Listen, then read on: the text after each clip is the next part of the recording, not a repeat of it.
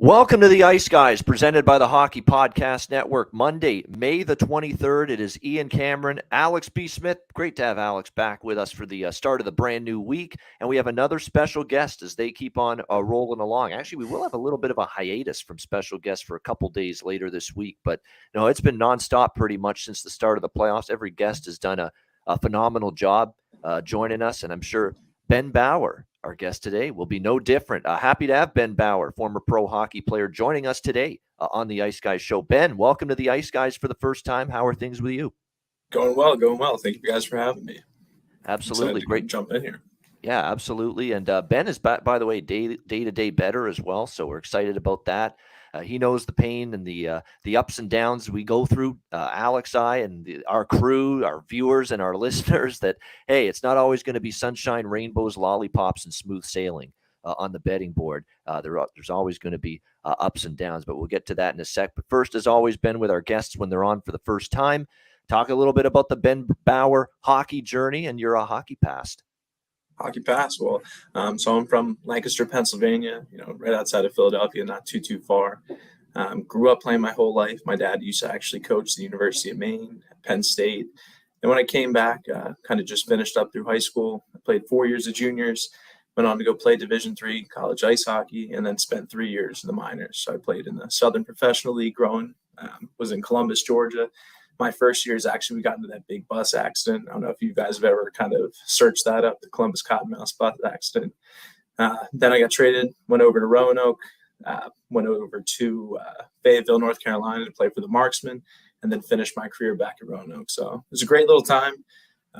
Loved my time around there. Loved playing. People down south are amazing. It was nice to kind of see the hockey communities grow from small teams to how it's really gone. And after that, I got to kind of jump into the hockey training, work with a lot of kids. I still coach now, so it's nice to kind of stay into the game and, jumping on, winning a couple money, losing a couple dollars every now and then. Betting is a nice way to kind of go through it. So, yeah, thank you guys for letting me on.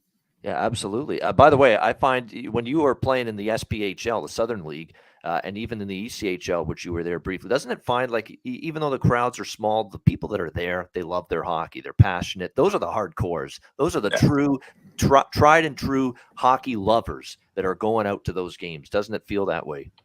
Oh, it's the best. I mean, I think in Roanoke, we had like 3,500 season ticket holders. I mean, maybe some games we'd have 5,000-6,000 people, but, the building felt like it was rocking. Everybody loves you. And it was nice kind of just being throughout the town. Got to meet a lot of people that had great connections, own businesses. So being able to use those connections for further down the line has been a great little thing. Yeah, just to kind of add on to what Ian was talking about and saying, the hockey in the South is really growing. Of course, people just kind of think about, the failed experiment with the Atlanta Thrashers and things of that nature. But you think about the ECHL and the SPHL, and like I said, that they've grown and they've been all around in those southern states. And now you see the emergence of college club teams, growing and expanding. Now the SECHC, which is now expanded, basically, for those who aren't familiar with the college hockey, it's basically like ACC and SEC schools and regular Division I athletics all playing together. So, I'm sure that the Southern Pro Leagues had an effect on those colleges as well, kind of growing to where they are now. Oh, definitely. A lot of those guys were kind of playing in a lot of the practice rinks, being able to kind of see. And then it was nice. A lot more kids wanted to go play into that ACHA clubs. After their season ended, some guys got called up if some guys got hurt. So it was a nice little transition and really kind of expanded the game. Yeah, absolutely. No question about that. And that's what I hear. Some of the most fun and exciting experiences. You talk about, it's not just the NHL players that can have fun playing the game. I mean, a lot of people say, hey, the lower level leagues, the other pro leagues, you can have a lot of fun there. And I know a lot of people that have nothing but praise and great things to say about their time over in Europe. Of course, there's so many beautiful places and countries and cities over there. It's no surprise. There's no question about that. So the playing days ended. The betting days really ramped up for you after that point. So talk a little bit about that. A little bit, the hockey betting and the overall sports betting background, how long you've been doing it, how long you've been gotten into it, what sports you like the most to bet, all that stuff. Yeah, so I mean, it really kind of got developed after the pandemic kind of started. As soon as, all the games started coming back on, it was kind of just sitting at home waiting for something to do. And, I just kept kind of checking out lines, being able to see who's been scoring, trying to check out stats. And from there, just kind of jumped on one of the betting apps, kind of just going back and forth. And now that I'm just kind of working, we'll jump on. I'll talk to a bunch of the guys here. I mostly do hockey. I feel like that's where I'm the most comfortable, working on a lot of different props, understanding the game a little bit more. But so I started with hockey and jumped into football a little bit. I'm a Patriots fan. Don't hate me for that, but it was nice having Tom Brady there. Not a bandwagon guy. I've ranted on this show before. You better not be one of these fucking Patriots fans that only became Patriots fans when Brady and Hoodie showed up. You're not one of those. No. So I've been a Patriots fan since probably like 2000 or so. So I got to see the tough parts. I got to see the amazing parts, and coming back, hopeful for the future for it all good. So it's nice to see my boy Tom Brady still coming back, still kicking for Tampa. So hoping for him, good things for him, but Patriots could use another little conference title here soon. Yeah, but I would say stick with hockey and football. Not so great about baseball. I've been getting a lot of your emails, kind of looking at a lot of different props. I've hit a couple with just come to like the bases, total bases, kind of stayed away from some of the home runs, and some pitchers kind of scare me. So yeah, definitely. ECHL is it's amazing how many. Someone asking in the chat how many Southern states have an ECHL team. There are many. You're right. It's amazing how much the South has an influence on the ECHL, and of course the SPHL. All of those teams are from the South. So it's nice that there's actually leagues there that will give. There are hardcore hockey fans down south. Don't tell Canadians that, because they just think these people don't give two shits about hockey, and it's everybody that feels that way. Not the case.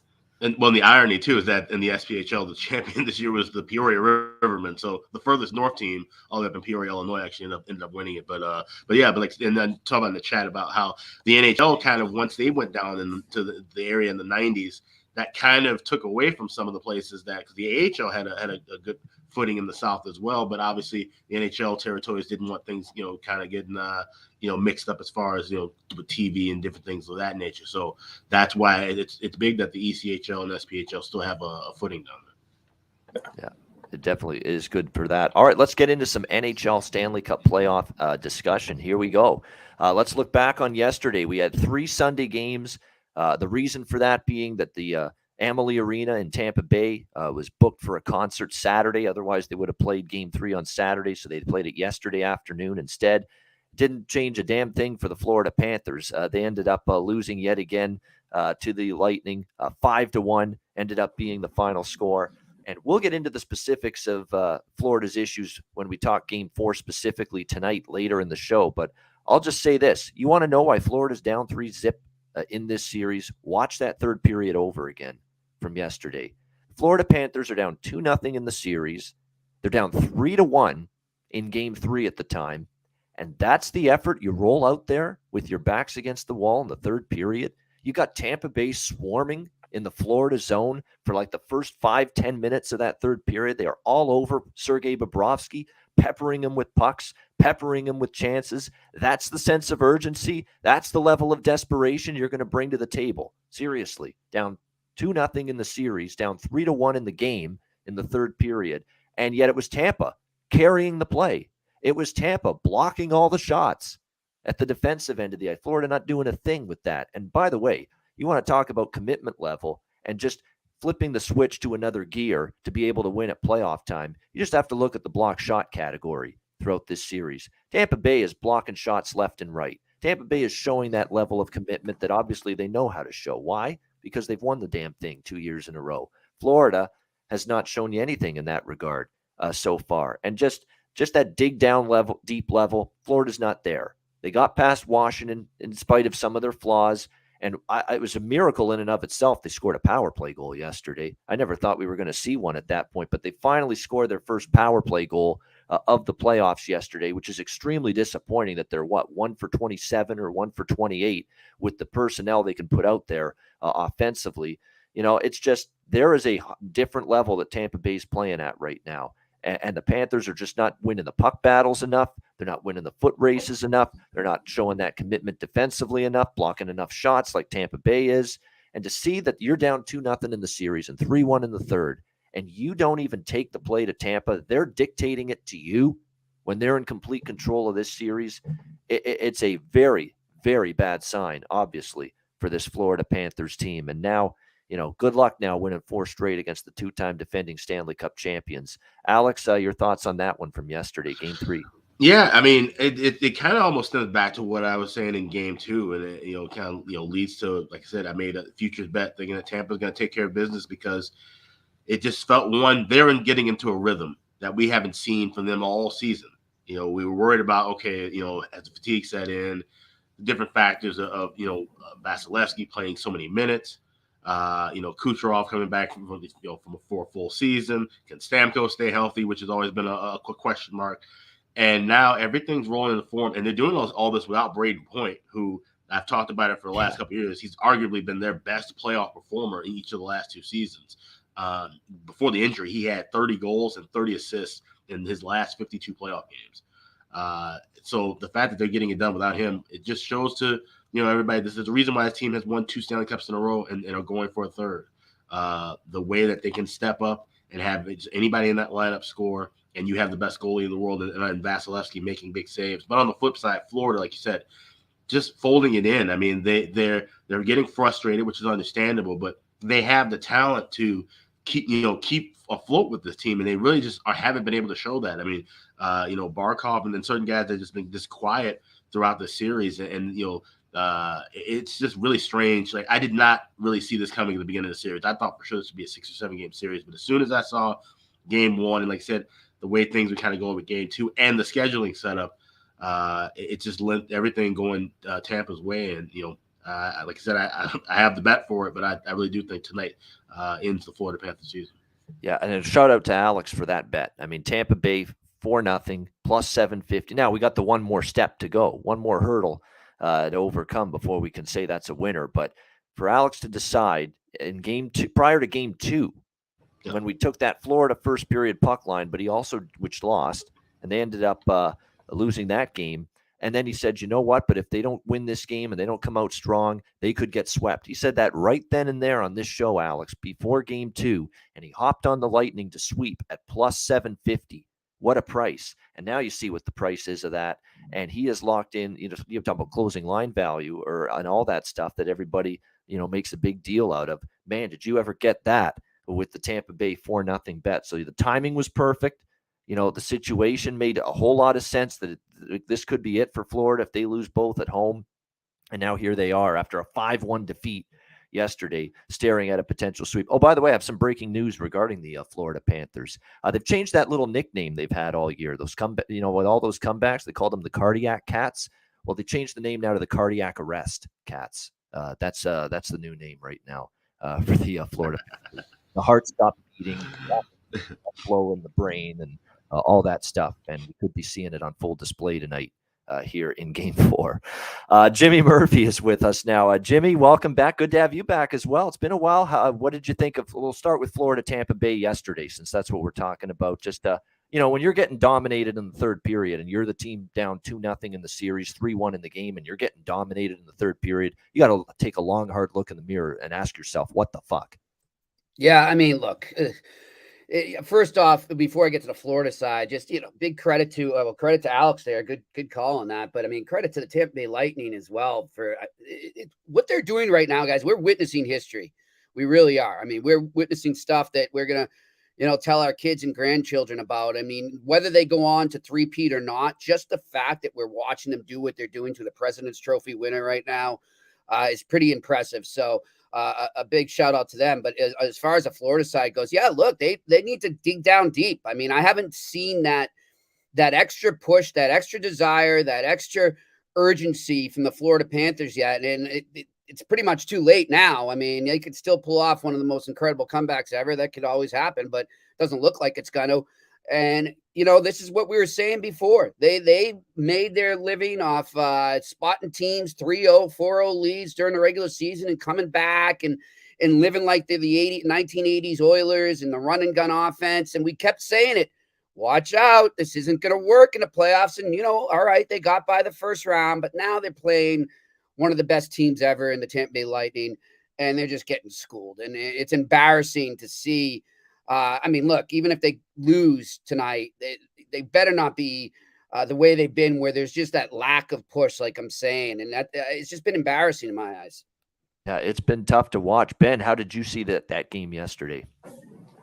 I mean, I just have to assume that guys like Barkov, Carter Hagee have got to be a little bit hurt. I mean, you just haven't really seen their big guns really come Especially out. I mean, Barkov. This is extremely, and I'll get to him when we talk Game 4. It's been extremely disappointing yeah, series. for him. Huberdeau, all the same. I mean, just like, Alex, I put a futures on him when I was like, during the season, I was like, they're scoring 4 goals a game. We got to see this.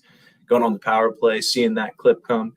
And I get it when Ekblad was out, they put those 5 forwards on their power play and they were crushing it. They were scoring goals. And then all of a sudden he comes back. I get it. He's a big heart and soul guy in your team. But if your power play's clicking like that at the end of the year, it feels like you kind of just stay with it. So it was very weird to kind of see. But then when you think of guys like Tampa, where they're built from, the back end out, using 7D, using all those guys. I mean, getting guys, to take friendly deals to stay on good teams like this is how they can keep guys like Kucherov, how they can keep paying guys like Braden Point. So I thought yesterday was definitely not what I thought it was going to be like.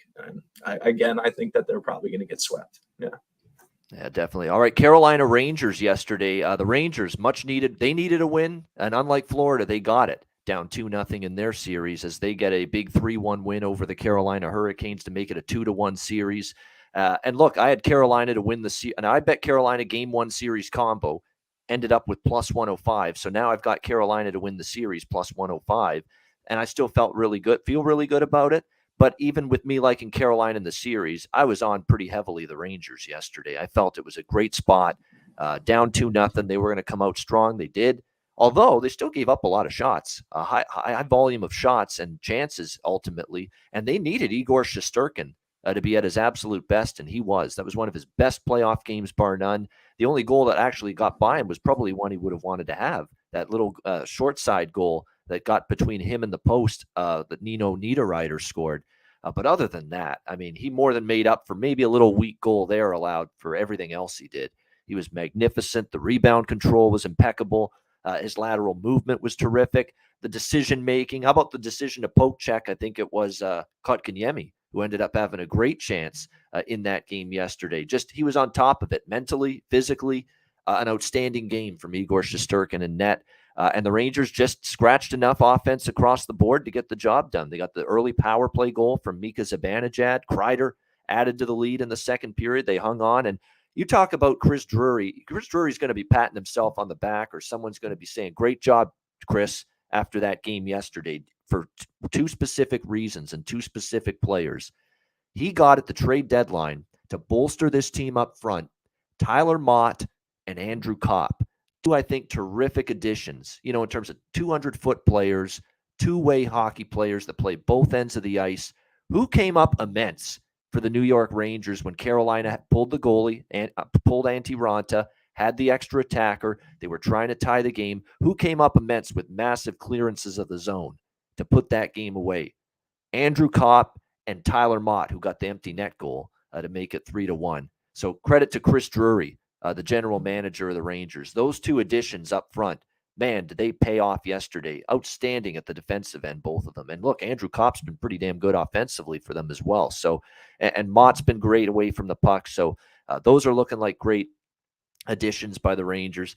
And look, Carolina, I like them in the series still, but this issue with them winning on the road in the playoffs, it's a thing now.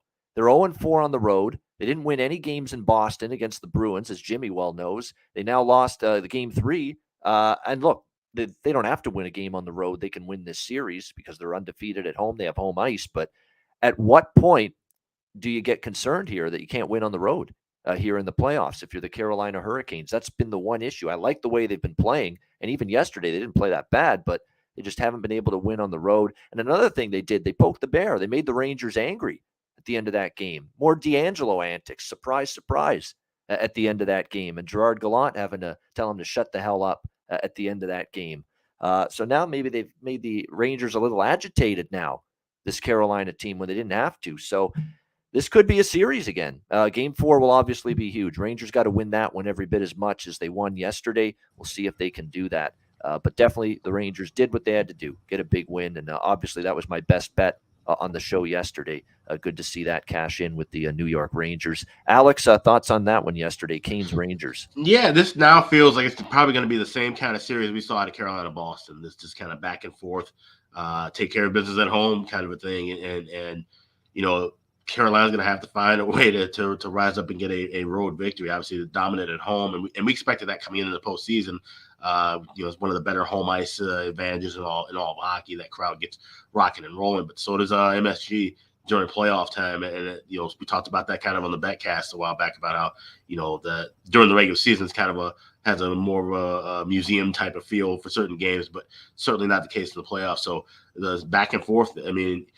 This looks like it could be, one of those series, and if that's the case, you can ride the Rangers in Game 4 and then come back to Carolina Game 5 and just kind of ride that wave and see who can figure it out. Maybe things change by Game 7 if it goes that far, but that's just the way that I feel this series is going. Just going to be very tight hockey, not a lot of explosive scoring. Obviously the goaltending is going to be the X factor for both clubs, and I'm just going to kind of see these grind out classic hockey games, the old school playoff hockey out of the series. Yeah, no question. It might be another homer series, just like we saw the series that Jimmy covered in the first round with the Hurricanes and Bruins. Jimmy, the Rangers back in it. Is there the reason to be concerned for the Hurricanes here? I don't think the Rangers were ever out of it, to be honest. I mean, I think that the two games they played in Carolina, and I totally see, and I've been in my head drawing the same parallel to the Boston series. They could be up 2-1 in this series. You're right. Game 1, they probably should have won it. Yeah, and I get, in terms of the home away parallel there, that's definitely evident right now, and I think it is something that Carolina should worry a bit about. Is what happens when they eventually lose a home game. Because they haven't been able to win on the road. But I think right now, I think the Rangers have been in this series. They shouldn't have lost Game 1. They outplayed them for the majority of the game in Game 1. Game 2, Carolina definitely took it to them, but it wasn't out of reach. And now they come back and they played a very spirited game. And I love Gerard Gallant going after Tony DeAngelo and all the bullshit that they were pulling at the end of the game. So now it's turning into a more emotional series, and I think that will benefit the Rangers actually with what they have. And as Gallant flat out threatened, if you want to play that way, we've got somebody we can throw in the lineup here who can take care of you, and he can. And will we see Ryan Reeves in Game 4? That'd be something. I think he could be a factor. And if Carolina wants to go that way, I think they're making a mistake right now, because I think the Rangers are a tougher team and they would win that type of battle. So they don't want to go into that schoolyard fight right now with the Rangers. I think the Rangers are in a very good position, and I'm thinking this series is going back to Carolina tied at 2. Yeah, I mean, that's a reasonable argument right now, because what evidence have we seen Carolina getting it done on the road so far here in the playoffs? We haven't seen it. Ben, your thoughts on that game and that series? I agree with the exact same thing as Jimmy there. I mean, I remember when I would play, we always had that one guy, kind of like that tougher guy that was able to kind of take a lot of the other guys on the other team off their game. He was able to do his own thing. A lot of the guys that were playing all the time were able to think about what we wanted to do. He was disturbing everybody. I remember I look back to the Boston series where I think about that game where DeAngelo was all flustered, for Marchand. And that next game, he sucked. And I think that I think that the Rangers can kind of take that, let Reeves start running around, let DeAngelo kind of mess everything up for them, and then kind of take things over. I mean, I like Zibanejad's goal. I like how Kreider's been playing. I mean, I just don't see Panarin. Haven't seen him really kind of do all that much. So I'm thinking this could take a little bit of turn. They could kind of go back. I think it is very concerning that Carolina can't really win a game on the road. They haven't really looked as good, but they're going to have to steal one if they can make through this next round. Yeah, definitely. And it's just got a little bit more feisty this series, I think, with the way it ended there in Game 3. And we'll wrap up the recap of yesterday with the Battle of Alberta. It's still, even yesterday, it was the first game that really wasn't down to the wire, and back and forth quite as much. It's still been the best series. And even though that game, again, it wasn't necessarily close late. I mean, 4-0 Edmonton, it ended 4-1. That was still a great game because of the pace. I mean, in the first period, you want to give someone prime evidence of why a period being scoreless isn't indicative of being a boring period or a dull period, then you show them that first period of Calgary Edmonton last night. That was unbelievable. The pace, just the skating from both teams, the chances going back, the physicality. They were throwing their bodies around like crazy. It was like car crashes all over the ice, especially in that first period. And it was a miracle we got out of that period scoreless. I mean, the multitude of chances were off the charts. And that's why you cannot just judge a book by its cover, that old saying. You look at, 0-0 in the first period, finally a boring period. No, couldn't have been further from the truth. Could not have been further from the truth. That was one of the most exciting and electrifying scoreless periods of playoff hockey I've ever seen. Seriously. I mean, it was that good. And then, of course, Edmonton got the early goal in the second period, Zach Hyman. And this is now a problem for Calgary. This is 2 games in a row. And you could even say since game 6 of the Dallas series, they have been giving up too many high danger chances. Now, in the Dallas series, they didn't give up many shots, but the shots and the chances Dallas were getting were high danger. But Dallas wasn't clinical enough, surgical enough with their finishing ability, and they don't have that high-end skilled talent that Edmonton does to finish some of those chances Calgary gave them. But Edmonton is, and Calgary's got to make the defensive adjustment right now. I was shocked last night how much faster all over the ice the Edmonton Oilers looked. Calgary looked like they were a snail. They looked like they were stuck in mud, stuck in quicksand, or skating around that ice the whole game compared to Edmonton. And again, Calgary gave up the blue line too easily. The offensive zone entries for the Edmonton Oilers, they're happening far too easy. I mean, it's like Calgary saying, hey, Connor, come on in. Vander Kane, come on in. Leon Draisaitl, come on into the zone. Sit down, put your feet up, have a nice cocktail, have a nice drink, have it on us here. Do whatever you want. That's what Calgary cannot keep them from gaining the zone easily. The speed through the neutral zone is causing them all kinds of problems right now. I've never seen a team, and specifically one player, Connor McDavid, make one defenseman, and I'm talking about Noah Hannafin, look like an utter fool multiple times on the ice. I mean, and he's not just him, but he has had some egregious mistakes. The whole blue line has had trouble. And Connor McDavid, the show that he put on last night, what else is there to say at this point about number 97? I mean, he's dangling. He's getting chances. He's setting up his teammates for prime chances on every shift. Every shift he's making these kind of impacts. It's not here and there or a few times a game.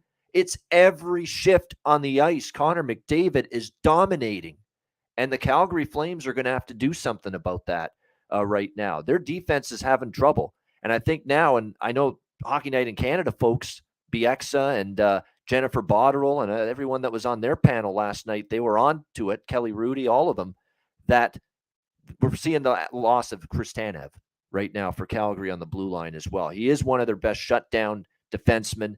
And, maybe you got through Dallas at times without him, but you're having trouble without him now against this Edmonton team. So, look, this is where Daryl Sutter's Stanley Cup experience has to come into play. This is what he's paid the big bucks for. Calgary's players, big bucks. Make your adjustments defensively. I don't know what you do. Maybe you put 5 guys in the neutral zone and say, we're clogging this shit up in the neutral zone. Enough. We're clogging it up. 5 guys in the neutral zone. We're daring you to skate through it. Maybe that's what you got to do at this point if you're Cal, but you got to do something. You just cannot let Edmonton have carte blanche to walk their way and sashay and swagger their way, as I steal some Doc Emmerich terms, into the offensive zone. You just cannot do it that easily last night. You cannot allow that. As simple as that. And until that changes, nothing's going to change in this series, and they're in some big trouble. And look, I'm going to keep it as simple as it gets, too. And then I'll let Alex talk about this series. McDavid, Kane, Draisaitl, that trio, badly, and I mean badly, outplayed Johnny Gaudreau, Matthew Tkachuk, and Elias Lindholm last night, the big trio for Calgary. Sometimes it really is that simple. Paralysis by analysis. Sometimes it gets to all of us. Sometimes it can be that simple. The dominant players for Edmonton, the best players for Edmonton, dominated the best players for Calgary last night. Plain and simple. And again, that's another thing that's going to have to change here for the Calgary Flames, especially when you see Mike Smith play like he did. That was vintage Mike Smith. Incredible performance by him, especially in the third when Calgary was starting to mount some pressure.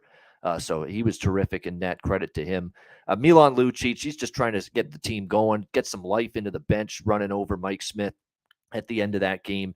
Sigh of relief for Oiler fans that Mike Smith is fine. And I love Jay Woodcroft after the game, pointing out, Mike Smith's in midseason form. He's only played 38 games, and he specified the number of games, 60. At least he didn't play 63 regular season games. And he used the number 63 because that's the number of regular season games Jacob Markstrom played. It's mind games. Jay Woodcroft's trying to play mind games in the post-game press conference. Give him credit. not only a coach that's shown what he can do tactically, but mentally. The acuity, trying to get in the head of Calgary and Markstrom in particular.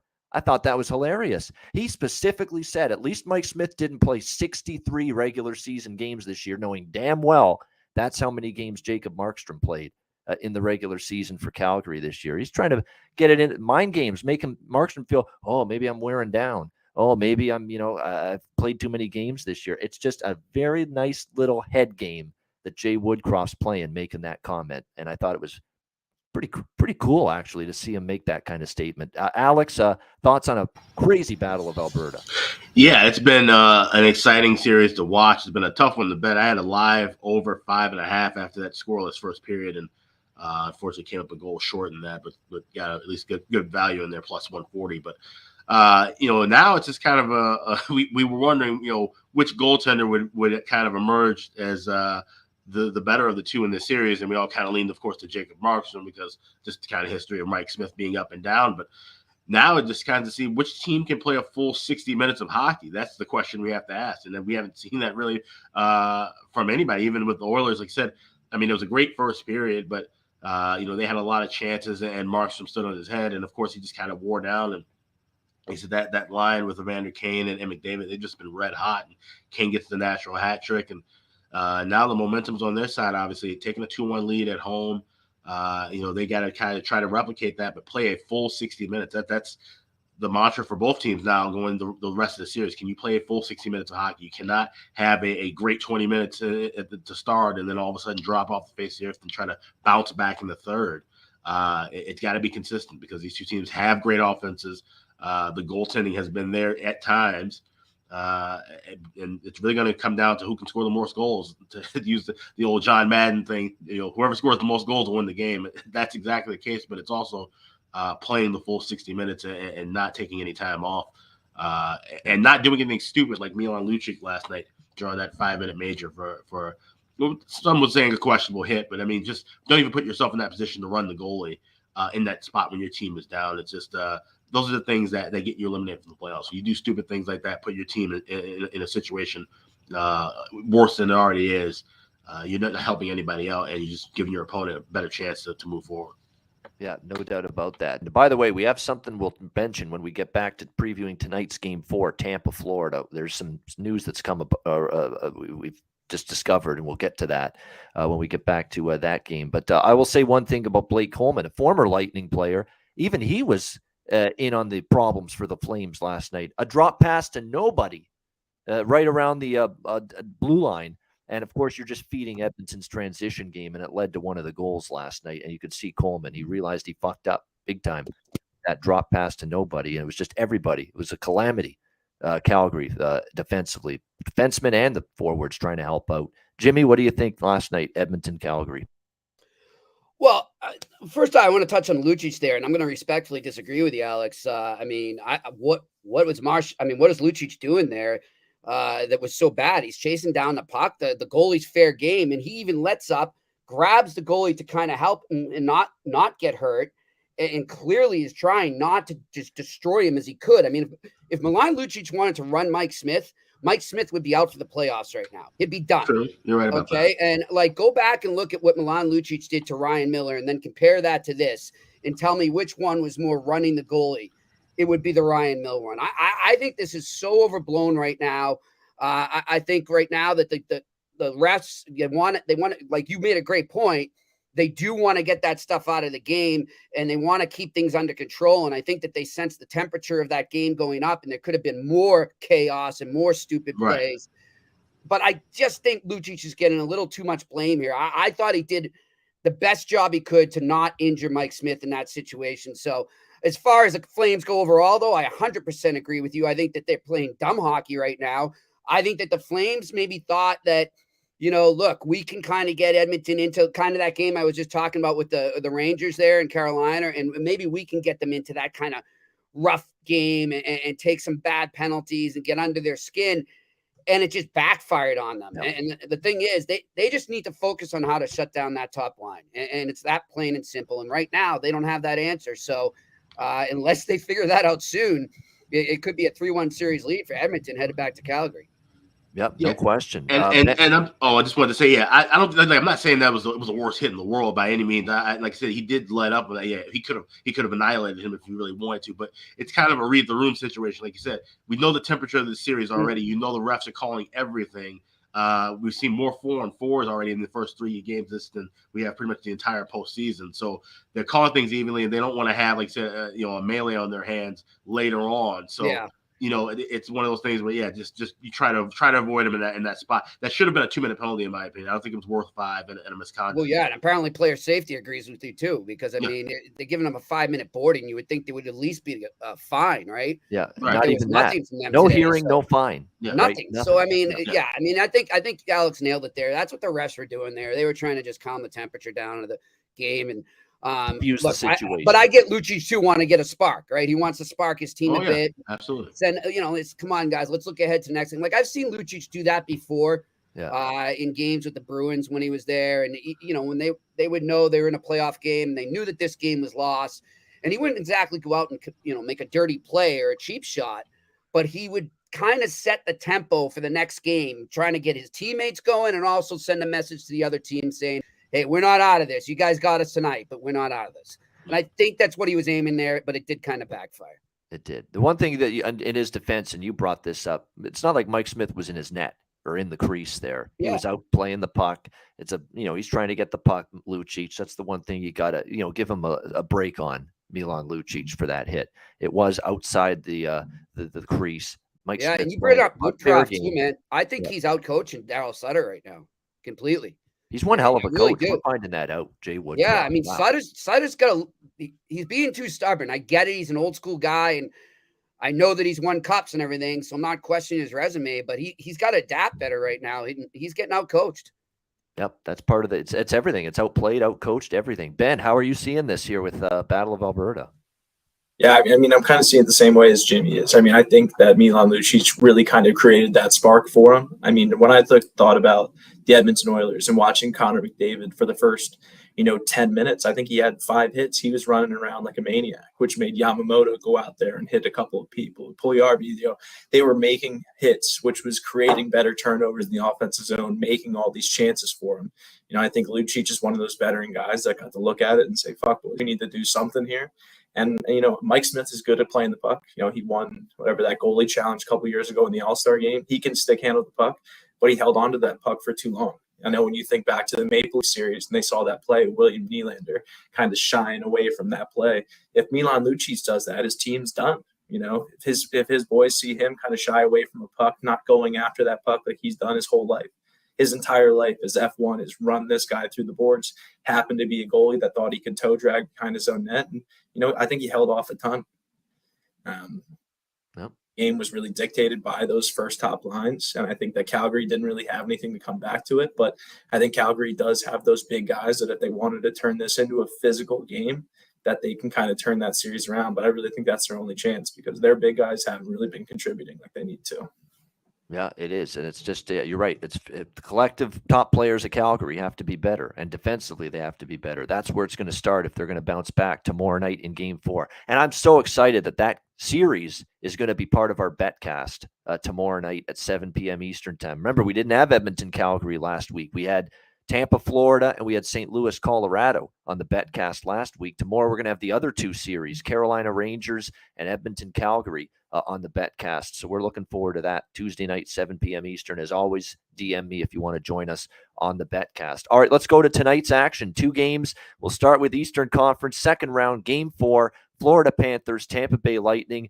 The Battle of Florida has turned into the slaughter of Florida in favor of the Tampa Bay Lightning. 3-0 series lead, trying to bust out the brooms and go for the sweep tonight. Tampa Bay minus 125 home favorites, 6 the total in this game. Yeah, it's Tampa Bay or nothing for me, period. I mean, it's to me, I don't trust Florida here. Back-to-back after not showing anything in the third period. Like I said, that's the time you're supposed to be desperate, urgent, down 3-1 in the game, 2-0 in the series, and you're getting badly outplayed by Tampa Bay. What kind of message does that send in terms of confidence that I should have in you for Game 4 tonight? And then we've just found out some breaking news now from sources. Again, you got to always question everything you hear. No. But apparently Florida Panthers players were spotted at a strip club in Tampa Bay at not 11 p.m., not midnight, 3 a.m. last night, apparently I bet I in know which Tampa one. Bay. Yeah. Not that I would know these things. But yeah, 3 a.m. in Tampa Bay, Florida Panthers, multiple spotted there. So you talk about commitment level to getting back into this series. It's under some serious question if that story is true. No doubt about that coming into game 4 tonight. So I think it's. I hope it's over just for Alex because that plus 750 is just staring him right in the face right now. It would be great to cash that. But look, I saw all I needed to. Like I'd be willing to say, you know what, Florida's talented. They're a good group. They've had President's Trophy winning season, and they're going to go out 4 straight. And then I see the way they played in the third period, and I'm like, I can't buy into them winning this game after what I saw there.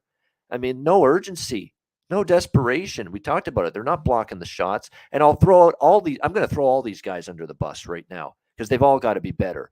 Alexander Barkov, 3 games in this series, 1 point. Not good enough. Jonathan Huberdeau, in this series, 2 points, but no goals. And goal scoring is a big part of his game. Not good enough. Claude Giroux, we got you for big games, for make an impact, veteran leadership. 1 point in 3 games in this series. Not good enough. Carter Verhaeghe, the star, the main event in the Washington Capitals series, no points for him so far in this series. Not good enough. Not nearly good enough across the board for the Florida Panthers coming into this game tonight. So that's where it's got to start with this team. They need all those guys showing up for a change, and it's got to be tonight. And I don't trust them to do it. So for me, it's Tampa Bay. I'm going ahead with the minus 125. I think if you like Florida at all, you've got to do what I did yesterday and maybe look first period, because that was their best period. Yesterday was the first period. It was 1-1. They actually could have led after the first. Vasilevsky was absolutely incredible early in that first period. Made a bunch of saves. That was the only good period they played. So if you like Florida at all, I think first period is the only way you would want to consider it with them. But I can't trust them full game.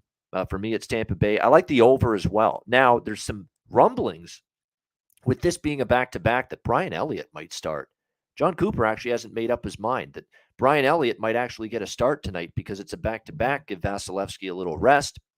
You're up 3-0 in the series anyway, but it doesn't mean they can't win. Brian Elliott's a capable backup goalie, and it's not like Florida showed you a boatload of effort to get back into that game the other night or yesterday. So they can win with Brian Elliott. Just be aware it's not a foregone conclusion that Andrei Vasilevsky is going to start tonight for Tampa Bay. So on the back-to-back. So keep that in mind. But I like the over, and I'm already on the third period over as well. BetMGM, other books you can bet. DraftKings, you can bet third period overs before the game starts. I'm on the third period over as well. Now, the third period overs haven't done as well in this year's playoffs. But long-term, I'm not giving up on a trend that's been a gold mine for 2-3 years straight.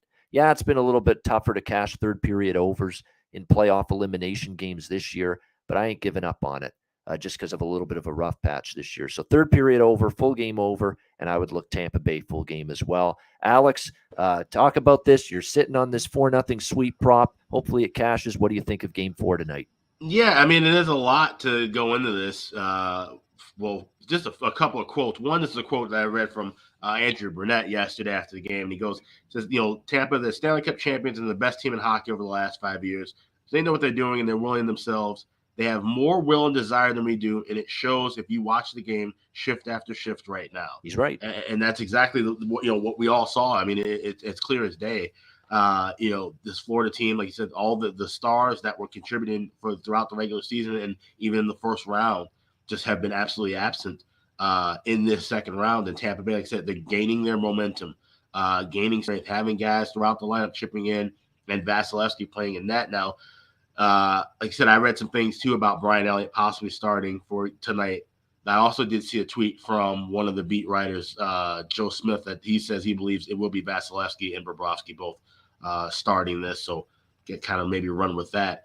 And then, of course, the breaking news story that I kind of dropped off the show earlier to read about was that, like I said, some of the Florida Panthers players were spotted in a Tampa nightclub, Tampa strip club until 3 a.m., which is quite interesting, despite the fact that the game ended yesterday at about maybe 3 or 4 o'clock local time.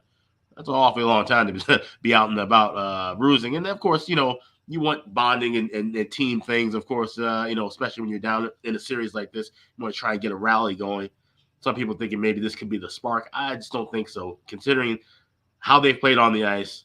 This seemed to be one where you really want to kind of just get everything mentally prepared to, you got to go on a run of winning 4 straight. You got to do something only 3 teams in NHL history have ever done before. Maybe you want to, get a good night's rest in the hotel and get ready for what's going to be a all hands on deck game 4. And with that being said, too, that source of a source came from one of the flagship radio stations that carry the Lightning. So I can't imagine they would just throw around something that frivolous. WDAE, yep. That's who does the games there. Yep. Yeah. So that seems to be, like I said, source of a source, but it seems to be pretty kind of trusted and well connected. I already like Tampa, obviously, with my plus 750 bet to sweep. And I grabbed them in regulation plus 120, and I also have them now at puck line, laying the 1.5 at plus 200. It said just what I saw on the ice in game 3 alluded to that. But if what we're seeing or hearing about off the ice is true too, this could be an ugly route, and we see Tampa advance in big fashion. Yep, and Biz Nasty actually, he 100% right. Obviously Jimmy mentioned the things he's, the last time some of his opinions have been a little wonky, but the one he said yesterday during that game was 100% right. Banana land, he called it, that Florida's not showing this kind of urgency and desperation here in that game yesterday, and it was stunning to see it, and I totally agree with that. Jimmy, what do you think here? Panthers Lightning.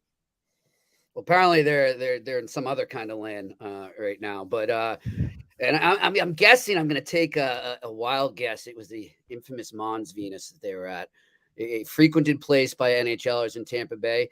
And just one quick story too. Now, this isn't necessarily a bad thing if you go on the Billy Guerin formula for winning the playoffs. He told me when they used to be with the New Jersey Devils in that 1995 Cup run, I said, what was your secret? And he said, well, first thing was Lou had to stay in a hotel room the whole playoffs. We were not allowed to stay with our family. We were gone from our family for the duration of the playoffs. And the second thing was strippers, and it worked great. And so, hey, maybe they got a little tip from Billy Guerin or if some of the old Devils of the 1995 squad. I don't know. So, who knows? I don't know if that works in today's hockey. But that was the way they did it back then. So this could actually help them, you're trying to say? Yeah. It worked for Billy Guerin and the 95 Devils, right? I mean, they swept the mighty Detroit Red Wings. and if that is the case, that would definitely explain why the Wild didn't make it out of the first round, because the strip clubs here, they've gone down quite a bit over the years. I digress. Now, we don't know, though, were they going to the clubs or were they inviting them back to the rooms? That's a good question. We don't know. Yeah. We don't know. But anyhow, guys, yeah, I'm with you. I mean, this thing's over. It's over. Give me Jimmy puck line, plain and simple. I love the value you can get there right now. Even if Elliott's in net, this series is over. Yeah, minus 1.5, upwards of plus 200, plus 190, plus 200 with that. Ben, what do you like here, Florida, Tampa Bay? Yeah, I mean, I'm just like with you guys. I mean, besides maybe they just need a little camaraderie, a little team building, kind of get something back together. But yeah, it's been very up and down for me, but you can just tell. I mean, the guys that won 2 Stanley Cups, they know how to get it done. They know what they need to. I was kind of a little bit weird. I kind of heard the Elliott thing as well, but thinking kind of, all these shots they've been blocking, I would think they would want to kind of get a couple more rest days, kind of get the boys going back and get a couple ice bags and kind of hang out on the beach for another day. I know as soon as they did that beach day after the last round, they all kind of came back together, kind of got it going again. But yeah, I think they got this puck line kind of going for them tonight. I think they're going to kind of shut this down. I just don't think Panthers have it. I think they've got too many guys that are too banged up, and they just don't know how to win right now. It's tough. I think Bobrovsky's a good goalie, but I think he's getting paid way too much money. So kind of get rid of that. Hopefully, if anybody would pick up that contract for him next year. Yeah, no doubt. And I like some props. I mean, I would honestly take a shot with Barkov's the one I would bank on showing up. I don't know about some of these other guys that have underperformed, but Barkov, I think, has got better in him. Tonight would be this. He'd be the guy I'd look at for Florida, especially for points, maybe to get on the board. For Tampa, Corey Perry. You keep riding it with Corey Perry right now. He's making an impact. He's still got game. He still elevates at playoff time. He's doing that right now. You see what he's been able to do. He scored goals in 3 straight games for the Tampa Bay Lightning. 4 points in those 3 games. So Perry to score a goal, worth a look. And I'm going to go back to the well with the 2 undervalued guys, Nick Paul, Ross Colton. You can bet Stamkos, Kucherov, Palat, all the big guns. I wouldn't say that, don't bet them. but I look for the value in my player props, and I like the down the lineup guys that have really contributed. Ross Colton, Nick Paul. Look at what Corey Perry's doing right now. You can get great value with them for player props tonight for the Tampa Bay Lightning. All right, next game we've got the Western Conference second round, Game 4. Colorado Avalanche, St. Louis Blues. Colorado minus 160. Road favorites here. 6.5 the total in this game. Of course, Colorado taking the lead in the series with a 5-2 win. That was not a 5-2 type of game, though. St. Louis played very well. And Craig Berube did not admonish his team after that loss. He said, I liked our game, he said. Thought we played well. It was a tight, competitive, pretty even game. And they just got one more goal than we did, keeping in mind, of course, the fourth and the fifth Colorado goals were empty net goals. So really, it did feel like a one-goal game. And now we'll see how St. Louis responds here. Remember, Colorado, now, yes, Jordan Binnington, obviously with the collision with Nazem Kadri in the last game, out for the rest of this series at least.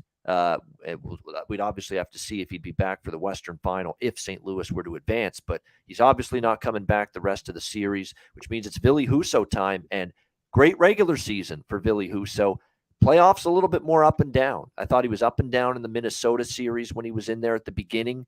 And then you look at Game 3 coming in relief or entering the game in relief of Jordan Binnington. And that third goal that Arturi Lehkonen scored, that was a big goal. It made it 3-1 late in the set. I thought he should have had that. Short side goal.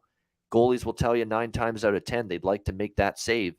He was not able to do that there. So he's got to bring it because Binnington was playing excellent for the Blues since he got the net in these playoffs. And it's going to be up to Husso now to do that for the Blues. Now, Torrey Krug is skating with the team, but not ready to return tonight. But it is promising that a return could be impending for him on the Blues blue line, which is good to see. And by the way, you talk about big absences. Sam Girard out for the rest of the season for the Colorado Avalanche. It's one of those collisions in Game 3 where, it wasn't a dirty play. It wasn't a dirty hit. It was just a clean hit, but unfortunate result. And the unfortunate result is Sam Girard, of course, now being out for the rest of the season with that broken sternum suffered in Game 3. So very unfortunate, but the good news for the Avalanche is they're loaded at the back end as well, not just up front with McKinnon, Kadri, Rantanen, Landeskog, and company up front. Lehkonen, who, of course, got a goal. But Colorado it looks like they're going to slot in Jack Johnson tonight. A guy that's played a lot of years in the NHL, veteran player, and been around the block, knows what he's doing. He's give you some of the skating elements and things that Girard does, puck movement, maybe not, but he's not a fish out of water. Jack Johnson's been at this for a while, and you get to put a guy like that in your lineup to make up for the absence of Sam Girard. That's pretty good. You got Jack Johnson, Eric Johnson, and you've got obviously Cale Makar, and you've got Devon Taves, Bo Byram, Josh Manson. You've still got a pretty damn good blue line here tonight for Colorado. That being said, I think there's some value on St. Louis. I don't think they're going down without a fight. I think they could win this one here. I really do. I mean, I like their effort. I thought they were right there, toe-to-toe, eye for eye with Colorado in Game 3. Could have went either way, that hockey game. And they know this is a must-get for the St. Louis Blues. You don't want to go back to Denver. You don't want to go back to Ball Arena down 3-1. You can't have that happen. You've got to get this done tonight. I think you get a great effort from them. I'm going to do a split bet. St. Louis first period, St. Louis full game. I really do think we could get this back to Denver 2-2 because I thought the Blues played well enough to win in Game 4, I should say, on Saturday night. So I think the Blues still have shown you in this series. We're in this series. We've still got a decent chance here. We still think we can get the job done. And so I think you're going to get a great effort from the Blues. They've shown they can compete. They can hang with this Avalanche team, especially the last 2 games, Game 2 in Denver, Game 3 the other night. I'm going to take the shot here. The home dog, plus 140, plus 145 with the St. Louis Blues here. Alex, what do you like here? Avalanche and Blues. Yeah, and you make a good point. St. Louis, like I said, they didn't get dominated. They played well despite the loss. And obviously they know, like I said, you cannot afford to go down 3-1 and have to head back into Ball Arena. That would pretty much be the wrap up for this series.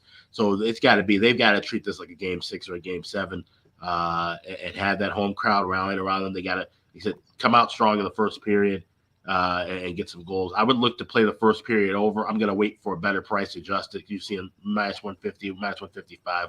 That isn't terrible this time of year, especially because you look at a team like Colorado that can put up 2 goals, it seems, in mere seconds, apart from one another. But I think we'll be able to get a little bit better value if you wait in game for that. And I'm going to take a shot at the draw. It's at plus 360. Obviously, we haven't seen many games go to OT, but I can definitely see if St. Louis, if they're up for it, this could be a back-and-forth battle. We can definitely see this one go past 60 minutes, so that's some good value there. Where now we're seeing some of the draws tomorrow. I already saw where New York, Carolina is at 285 or 290, which is awfully low for a draw play. So we're going to draw plus 360, and we'll look for the first period over and we get a better adjusted price live. And Alex, I wouldn't be shocked to see Colorado win this one, but I wouldn't be shocked to see St. Louis even it up as well. So it should be a fun battle and a good one to watch. Yeah, no doubt. And for props, I mean, I think Lehkonen again is a good look. In terms of undervalued players, Kadri, because McKinnon gets so much attention, and we saw him take advantage of that for the Blues. You stick with Ryan O'Reilly. Why would you not take Ryan O'Reilly to score and certainly to get a point? I mean, this guy is on a 12-game point streak going back to the regular season.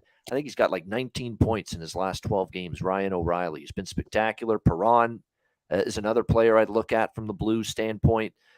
Those are the ones I'd really focus in on for sure. Jordan Kyrou as well. Kyrou's been noticeable in this series. He stepped it up for the Blues as well. So Kyrou, Perron, and O'Reilly are probably my 3 favorite St. Louis player props here tonight as well. I think the connection for me cut out a little bit the last time I talked. But yes, just to reinforce it, St. Louis for me, first period, full game split tonight, half and half. It's just not, you didn't bet 2 times the amount. It's just a half and half split, first period and full game for the Blues. I like the over too. I'm going to go back to the well with that. A little lucky to cash it Saturday with the 2 empty net goals, but I'm going to go back to the well with that as well, over 6.5. Jimmy, what do you like here? Colorado, St. Louis. Yeah, look, I don't like how this looks now for St. Louis. I was with you guys. I felt like it was going to be a long series, but I think in that last game that Colorado really got in their heads. And look, Nazem Kadri is cooking dinner in all their heads right now. If only that guy could kind of, not that I'm not saying Marchand doesn't screw up here and there, but he's a lot better than he was years ago. If Kadri could start to follow that map, whatever it was that Marchand took there, walk the line without crossing it. Right? Yeah, he's just so amazing. When he is walking that line perfect, he is one of the most effective players in hockey.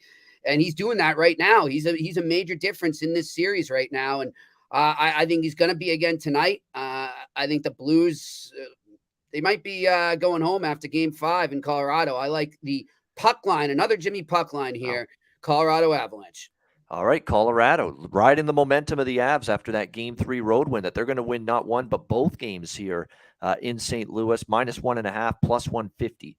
By the way, for the Avalanche on the puck line. And by the way, Jordan Binnington, grow up. Throwing a water bottle. Come on. I'm so sick of his act, man. He doesn't know how to win. He doesn't know how to lose. He's immature. Grow up. Yeah, I mean, I know he's upset. Look, he's out for the rest of the series. I get the anger. I get the frustration. But you're going to toss a water bottle at someone when they're doing an interview on TNT from far away? It didn't even come close to hitting Kadri. It was bizarre. But that's Binnington. He's got that short fuse. And the fuse went off, obviously, as soon as he sees Kadri. And plus, Kadri's being asked about the incident. I'm sure that made it even more infuriating for him. But yeah, nevertheless, that's a shame. And unfortunately, Kadri victimized by racial comments. Yeah. That's unfortunate. Hate to hear that. Hate to see that as well. Look, Kadri's got a checkered past in terms of on ice incidents. There's no doubt. But that doesn't mean we get racist on him. It's just not. So it's just unfortunate to see that. And look, Kadri's not completely at fault to me with the Binnington incident. I mean, Rosen kind of pushed him in, to Binnington. I mean, we just right away, we say, oh, he's guilty. It's Nazem Kadri, right? He's got to be at fault. He's got to be, blamed for this, right? No, I think that there's been worse shit that Nazem Kadri's done on the ice than what I saw Saturday night in that collision with Jordan Binnington. Ben, what do you think here, Colorado, St. Louis? Yeah, I mean, I know throughout the whole year I was putting money on, Jordan Kyrou to get a point. It was making me a ton of money throughout the year. I think he's been getting a ton of shots. I feel like I've been looking at a lot of those props. He's been getting like 2, 3, 4 shots a game, which has been good. And I think, maybe that all-star would kind of come back for him. I think they're going to need somebody to really make that jump. I know Riley's been doing so well, been getting all those points. But I really think Kyrie is going to do something well for them tonight. And then I have Nazem Kadri to score a goal. There's no way he's going to get stopped. He's a man on the mission. Just like Marjan. He's got that little bit of an edge, and I think he's got a couple of guys there telling him they need him to stay on the ice. He needs to be here. He can't get out of that way. But I think he's going to be on a mission to get some points, get a goal tonight. All right. And then the over as well. I see all these guys getting points. It's going to be a shootout from what I think. All right. Over. Nazem Kadri props. Jordan Kyrou props there for Ben. Ben Bauer liking all of that here in this game. I can't argue with the Kyrou shots. I'm looking at it now. The last 1, 2, 3, 4, 5, 6, 7 of the last 8 games for Jordan Kyrou, at least 3 shots on goal. So that tells you, and some he's had 5 as well in some of these games. And by the way, his production's been good. 2 goals in 3 games in this series, and he has scored 5 points in the last 5 games here in the playoffs entering tonight. So definitely some good prop considerations there, no question, for the Blues and the Avalanche tonight. All right, great stuff. Awesome show. Lots of fun as always. Alex, Jimmy, good to have them back, and great to have Ben Bauer. Did a great job. All the guests have been phenomenal for the last month. We will wrap things up with best bets in just a second. But before we get to that, reminder, DraftKings Sportsbook, official sports betting partner of the NHL. New customers can bet just $1 on any NHL team, get $150 in free bets if they win. If DraftKings Sportsbook isn't available in your state, you can play for huge cash prizes with DraftKings Daily Fantasy Hockey Contests. DraftKings giving all new customers a free shot at millions of dollars in total prizes with their first deposit. Download the DraftKings Sportsbook app, sign up for an account, use the promo code THPN. Bet just $1 on any NHL team. Get $150 in free bets if they win. That's promo code THPN at DraftKings Sportsbook, an official sports betting partner of the NHL. Must be 21 years of age or older. Must reside in a DraftKings Sportsbook state. Restrictions apply. See DraftKings.com/sportsbook for details. Gambling problem? Call 1-800-GAMBLER. Download the DraftKings Sportsbook app. Sign up for an account. Use the promo code THPN. All right, best bets to wrap it up for a Monday. Alex, we'll start with you. What do you like for best bet? Yeah, well, hoping for the sweep to be completed tonight by the Tampa Bay Lightning, and I'm going to go with them on the puck line, -1.5, +200. Florida just looked absolutely lifeless in Game 3. Tampa, like I said, they continue to gain momentum and strength with every passing win they have, and based on what we're hearing, it seems like Florida's already getting ready to maybe start their vacation a day early. So let's go to Tampa Bay Lightning on the puck line. That's my best bet tonight. All right, Tampa Bay Lightning puck line -1.5 at around +200. Best bet for Alex B. Smith. Jimmy, best bet. Yeah, I'm going to go with I'm just going on the Tampa Bay Lightning there. Yeah, it's just almost too easy right now. I think that's a layup. They're going to do a Jimmy puck line for me tonight. All right, ×2. Tampa Bay Lightning puck line -1.5 +200 for Jimmy with his best bet. And first ever Ice Guys best bet for our guest, Ben Bauer. Pressure's on. What do you like, Ben? Not a problem at all. I'm going to go total goals by the Florida Panthers under 2.5 is +133. I just see Vasilevsky or Elliott really kind of taking this over for him. And that's the one thing, Ben, that's a great thought there. Florida Panthers team total under 2.5 at a plus price, around +130. You look at Vasilevsky's recent goals allowed in closeout games. It's like lots of zeros and lots zeros of ones. Yes, that's what worries me about the over, to be quite honest with you, for this game tonight when I see that. So, yeah, I mean, it's Vasilevsky has brought his best in these kind of spots. Chance to eliminate an opponent, elimination games. So we'll see if that happens tonight. Florida Panthers team total under 2.5 for Ben Bauer with his best bet. My best bet, I'm going to end up going with the Florida Tampa Bay third period over 2 -145. Someone asked earlier, you don't want to lay you don't want to lay over 1.5. You don't. It's way too juicy, way too price. You have to lay too big of a price. You could either go over 2 -145, which is what it is there, or you could take a shot over 2.5, which is around +170 at DraftKings. It's a very good price. So I'm going to play it a little safer. I'm going to go third period over 2 -145 for my best bet. Florida Tampa Bay over 2 -145 in the third period for my best bet here for this Monday Ice Guys show. All right, great stuff. We appreciate everybody joining us. Hit the like button on the way out. A reminder, Ben, by the way, final words from you. Thanks for joining us. Great job. Oh, I appreciate you guys. I mean, I think this stuff's awesome. I think it's helping out a ton of people, and it's really kind of getting the community together. So, I thank you guys for doing this, and I look forward to keep following along. Yeah, you said it. Community. That's what we have here with the Ice Guys. Really is a family with our viewers and our listeners. And on the Betcast tomorrow night, we invite our viewers and listeners on to join us during the Betcast tomorrow night, 7 p.m. Make sure you DM me if you want to join us for that. A reminder, the Ice Guys is live 7 days a week, Monday to Friday, 2 p.m. Eastern, Saturday and Sunday, noon Eastern. If you can't watch the show live, download the Ice Guys podcast in audio form on all major podcast platforms, Google Podcasts, Apple Podcasts, Spotify, Stitcher, and iHeartRadio. Download the Ice Guys podcast when you can't watch the show live. For Alex B. Smith, Jimmy Murphy, our special guest, Ben Bauer, I am Ian Cameron. Have a great Monday. Enjoy the games and good luck. We'll talk to you again tomorrow on Tuesday for another edition of the Ice Guys with an ice girl joining us tomorrow as a special guest, Allie O'Neill, on the show tomorrow. Looking forward to that. We'll see you then on Tuesday for another edition of the Ice Guys presented by the Hockey Podcast Network.